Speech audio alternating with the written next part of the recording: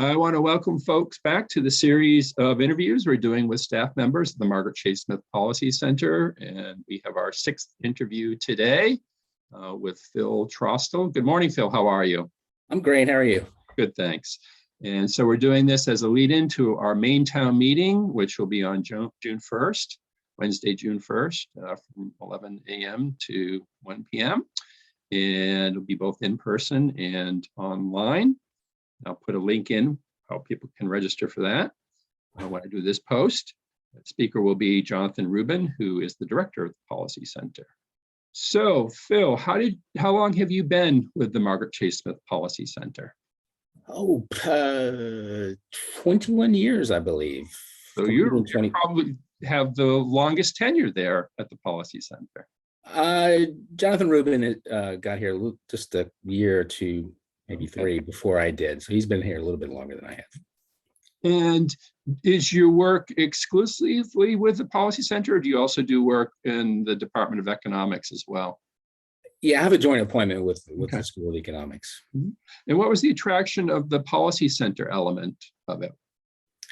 Well, all my research, my field of expertise coming out of grad school was public finance, where we look at the consequences of tax and spending policies. Mm-hmm. And so I have a natural interest in public policy. So the Margaret Chase Smith Center was very attractive for that reason. And what projects have you been working on for the Policy Center? Well, I've been here for a while, so I don't know if I could recall all the ones. Your current ones. Yeah. Well, the main thing that I'm working on now is actually a combination of a few different things. I'm trying to put together a book on what I would call the externalities from education. Mm-hmm. I think a lot of people who might watch this know what I mean by an externality, but it's not obvious to everyone. So if you want, I could go right ahead. Yes, please explain. Well, what an externality is when there's some activity that affects other people who are not directly involved in the activity. Mm-hmm. And so some examples of externalities, what economists call externalities, are pollution or cigarette smoking, where let's say cigarette smoking, where the person smoking might incur some harm themselves, but mm-hmm. there's secondhand smoke, which is an issue. And so pollution is a perfect example of something that has a negative externality. And because it's affecting people who aren't directly involved in the activity, those costs and benefits aren't taken into account. And so in those situations, a free market is not going to work properly or as effectively as we want. And so there are negative externalities like pollution, but there are also positive externalities. And a prominent example now would be vaccinations.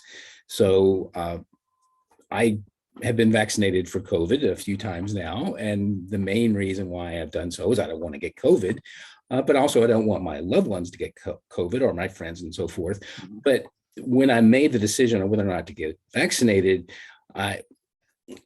being your typical introspective person who mostly worries about their own life, I didn't really think too much about not getting everyone else sick. And so that's something where there are positive benefits to other people I'll never even know. And so in that situation, the market outcome is also not going to be as effective as we would want. So when you have either positive or negative externalities, the market doesn't work as well as we would like it to. So in a lot of cases, markets work really well, but they don't work so well when you have externalities. Mm-hmm, mm-hmm. And in the case of positive externalities, the consequence is that we don't have enough of those activities because the external benefits aren't being taken or fully taken into account by the people who are doing the activities. And so my specific interest is on the externalities from educational attainment. Mm-hmm. And so this is actually an idea that economists have wrestled with off and on for decades, since the economists first introduced the concept of human capital. Everybody knows what human capital is nowadays, but when this was first talked about by economists back in the late 50s and early 60s, that was pretty controversial.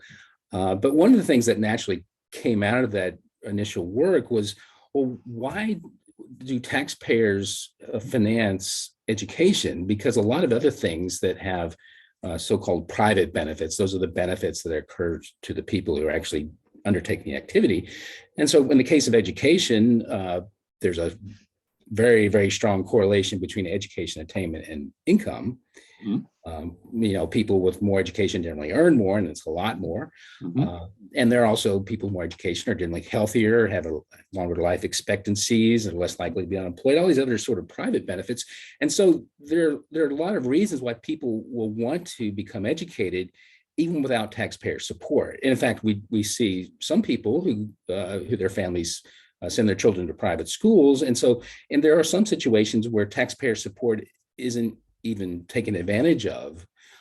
So it's and just because most education, at least through K through 12, is publicly provided for free. Now I use free in quotation marks because free education really isn't free, because the biggest cost of getting an education is the value of the time the students put in. So one of the things that makes education a little bit different is that you have to put in your own time to get it, unlike a car where you just fork out some money and you buy it. So anyway, and the fact that public education is generally thought of as a good idea doesn't necessarily mean that it's justified. And so economists back in the 60s started speculating, well, maybe the reason why we have so much taxpayer involvement, so I pay for other people's education, and similarly other people helped pay for my education. Why do we do that? And positive externalities has been suggested as the reason for that. But until much later, there really wasn't a lot of hard evidence to substantiate how important are these externalities. And so some of this, and this is, some of these externalities have been quantified, but it's only been in the last few decades that they've been starting to be quantified very well. And so this is what I've been working on for a number of years now. And right now I'm putting together a book on these different types of positive externalities from education. Okay, so there are multiple externalities. The one you always hear of is, if you go to college, you'll make so much more than someone who just has a high school degree, or someone. But that isn't really an externality, because that's the individual. Although there's sort of the externality in that's more of a tax base for the public. Right. Yeah. In fact, I'm glad you brought that up, because when I start talking about this issue with my students, I sometimes talk about this in my courses, and then also policymakers, when they talk about the benefits of education, and particularly I'm interested in the public benefits, why the taxpayers need to be putting out their tax dollars to help pay for this. The fact that people will get more productive because they're educated and therefore earn more, that in itself is not an externality. So if that's all there is to it, then households have sufficient incentive to invest in education efficiently, because the return is worth the cost. Now, of course, there are issues about fairness, about having equal opportunities, and poor households can't send their kids to the same schools that wealthier households. And that's certainly a legitimate argument, but that's not an externality. So the externality part is a little more subtle, and there are a number of different types. At least I think there are a number of different types. One of those, which I've done quite a bit of work on, you've kind of hinted at, that if people earn more, that means they're going to pay more taxes later on. And so that part is where there's an externality. So if you earn more than you would have if you hadn't been educated, you pay more taxes than you would have otherwise. And those taxes you pay help pay for the public services that I benefit, and you benefit, and everyone else benefits from, police protection, fire protection, and so forth. And so in fact, I could brag a little bit and say I was the first one to really quantify these fiscal externalities that we've just been talking about. And the most important one is the one within the fiscal category, is the one you just alluded to. Increasing the tax base means more tax revenues. And as it turns out, it's pretty sizable.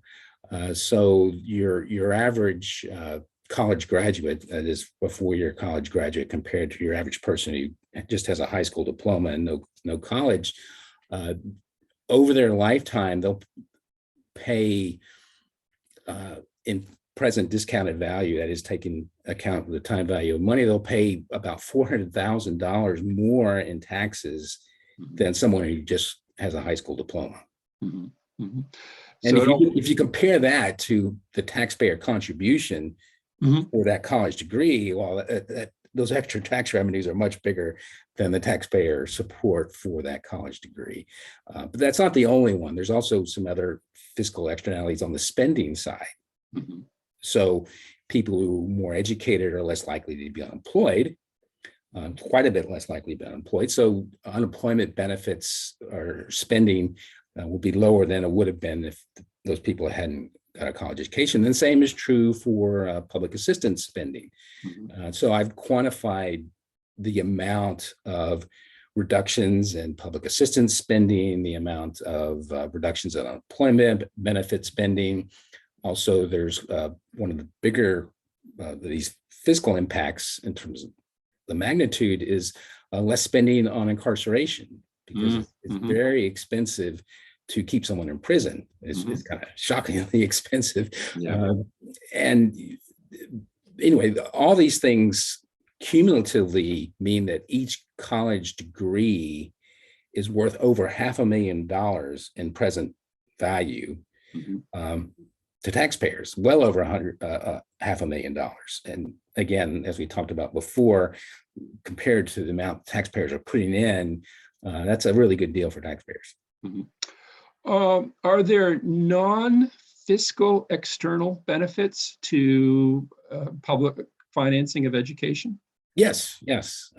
And depending on how you define these things, I think of there are 5 distinct types Okay. of externalities. And so I'll briefly talk about the other 4 besides the one I've already mentioned. One of the more interesting ones is what I refer to as a productivity spillover. Mhm. And what that means is that not only does education evidently make workers more productive, and therefore they earn more, which is the private benefit that I referred to earlier, but there is evidence that suggests that when people get more education, it makes their coworkers more productive. And the reason why this is interesting is that there's a few different pieces of evidence, both at the firm level, but some of the more interesting evidence, I think, is at the more macroeconomic level. That if you look at regions that have a more educated population, Mhm. they have higher per capita incomes. Mhm. Okay, that's not surprising because people with more education earn more, right? But the amount of increase in regional income seems to be bigger than just the higher earnings of those with more education. So, for example, if you take one state that has a highly educated population and you calculate the amount of extra earnings those college graduates should contribute to the economy, that only accounts for about half. This is kind of the ballpark, about half of the additional income in that region. Mhm. And so the inference then is that there appears to be a productivity spillover, which means that other workers become more productive when they have highly skilled workers or highly trained workers to work with. Mhm. And anyway, there's a number of different research studies over the years which have been exploring this. And it's a really, really interesting data question on how to tease out the causal impact of this. But another part of that makes it particularly interesting from my perspective is that the evidence about more education attainment creating more income in a region that can be attributed just to the extra earnings of those people with more education, it appears to only be important at the college level. So in other words, the evidence of this so-called productivity spillover there doesn't seem to be much impact on from education attainment up through high school, but it appears to happen at college education, but not high school education. Yep. And anyway, that's part of what makes this whole literature quite interesting, is that there seems to be some conflicting results, but it does seem to be reconciled by making a distinction between college education versus high school education. Mhm. So, that's one of the spillovers, productivity spillovers. So I was thinking and asking that the non-fiscal benefits, the idea of supporting public education goes back to the origins of our country. And the idea that you needed an educated citizenry if you're going to have a republic, a Well, virtuous actually, that citizenship. in terms of actually getting widespread access of public education, that didn't start happening until the early 1800s. Mhm. So it's a little bit after the onset of the country, but of course that was one of the arguments for wider access to education. But can something ethereal like that, can you quantify that? Is that something that even comes into your calculations of the benefits of education? Sure, and that leads to another category of Okay. externalities, which I refer to as civic Okay. externalities. Okay. And there are various types of civic externalities. One of the more obvious ones, and it's easy to measure, and that probably makes it obvious, is if you look at voting rates. Mhm. Those with more education vote at much higher rates than those with less education. Okay. And that's not just an age effect. It's, older people also vote more, but Right. people with more education do vote more often. There's also some evidence, and I've quantified some of this myself, looking at other types of civic engagement, such as interacting with policymakers. The data suggests there's a strong correlation there with education attainment.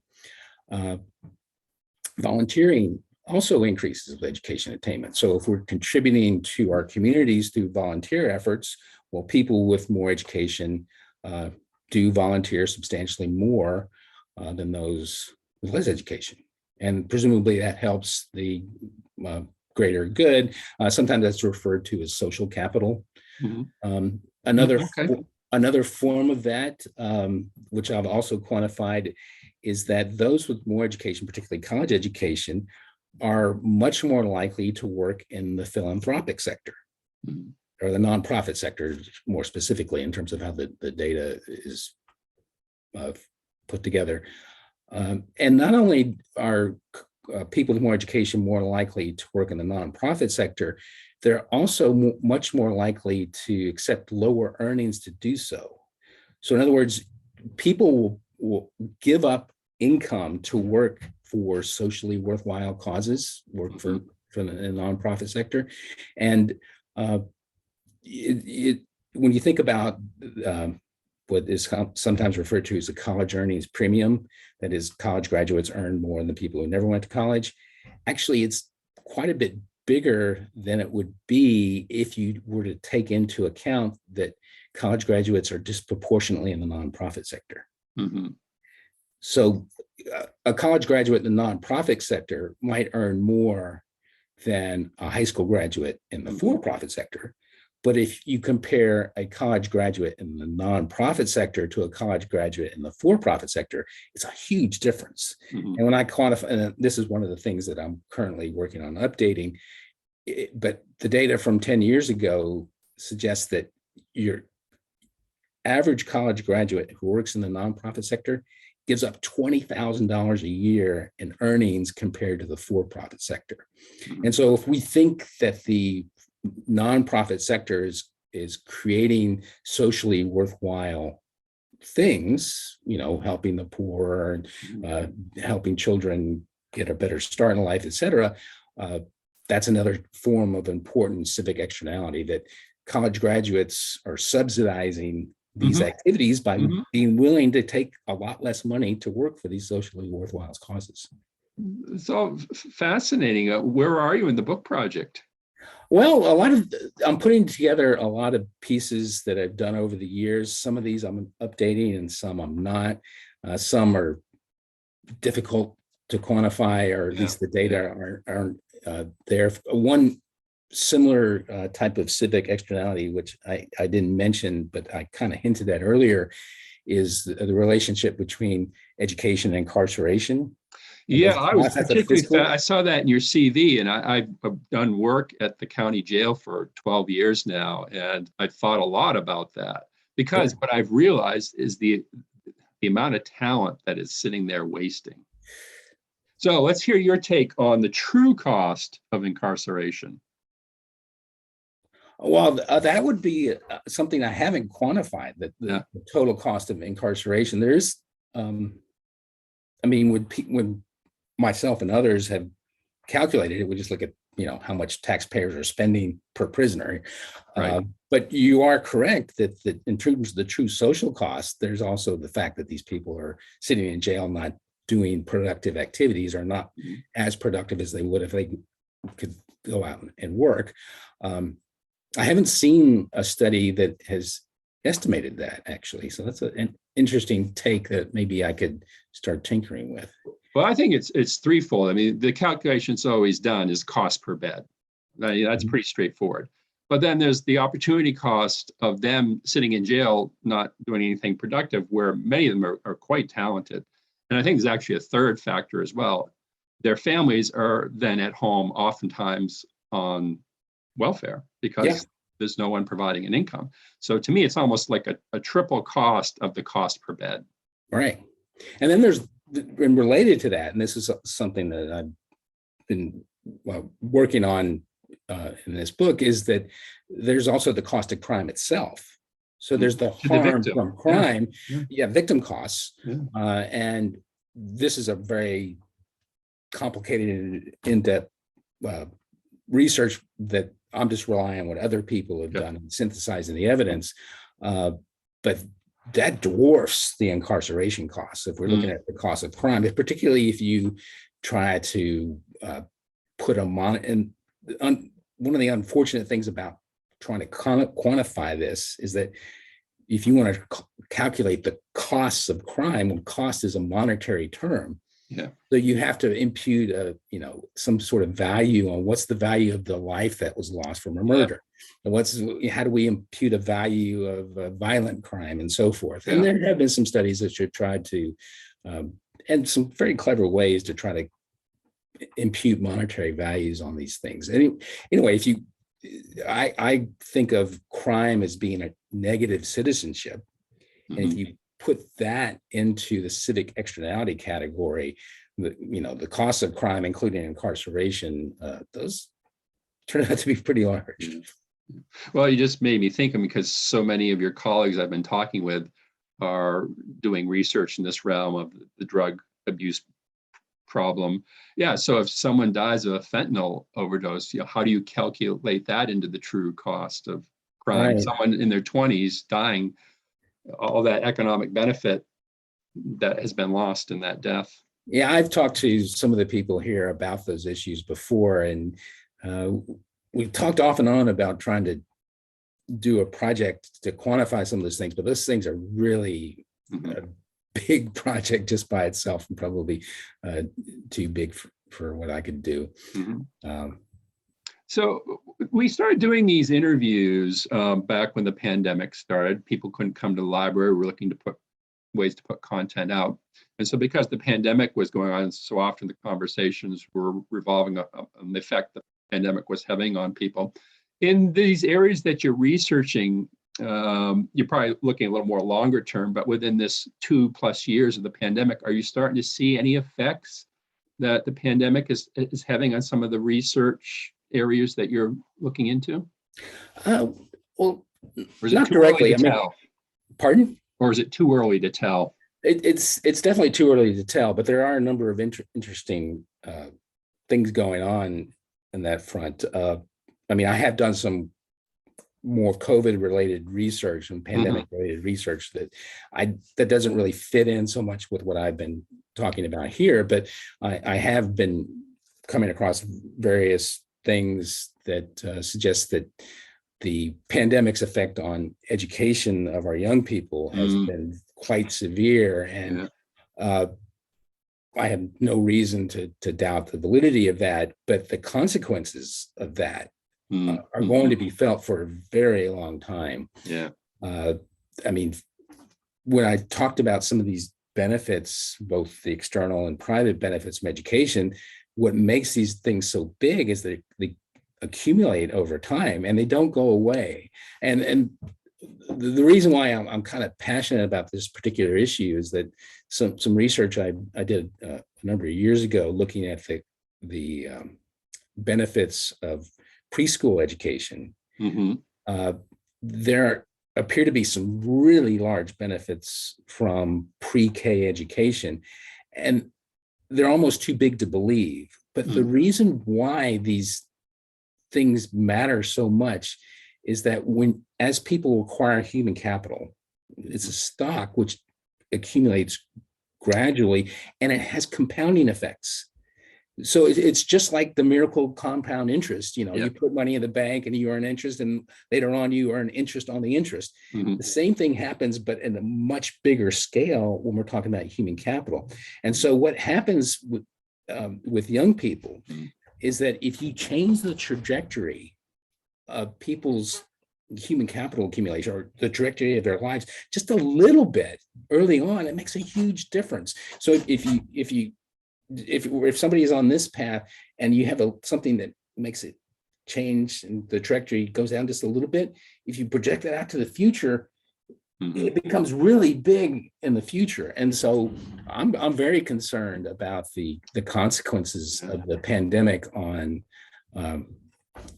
the learning of our young people, but there's no way of knowing how that's going to impact the economy and people's lives for really decades. I mean, I'm sure we'll get some more preliminary evidence before then, but right now there are people who are trying to quantify the loss in learning that's occurred because of the pandemic. And from that, we will be able to make educated inferences about what the likely future consequences are going to be. But I suspect 10 years from now or 20 years from now, there's going to be somebody very clever who quantifies that particular cost and compares it to the economic turmoil we've had over the last few years. And the pandemic recession is probably going to pale in comparison to the loss of learning. I mean, it's too early to say that, but it wouldn't surprise me if that were the case. And I think the evidence isn't quite firm enough to know just how much learning has been lost and what the cumulative impact is going to be, but potentially that could easily dwarf that. When the pandemic first hit, the unemployment rate went up to 15% almost. That was the official unemployment rate. The actual unemployment rate was closer to 20% for a short period of time. And that was, certainly costly. And those costs were very heavily concentrated on an unfortunate small segment of the population. But when we add up all the costs, I think the loss in education could easily dwarf those costs. Well, it's interesting. I mean, right away, there was concern about the academic loss. But now into it 2 years, we're starting to have school groups come back. And one of the things the teachers are warning us about is there's 2 years loss of socialization skills. So a fourth grader is more on the level socially of like a second grader. And how will that play out over time? Do they ever regain those 2 years of socialization skills?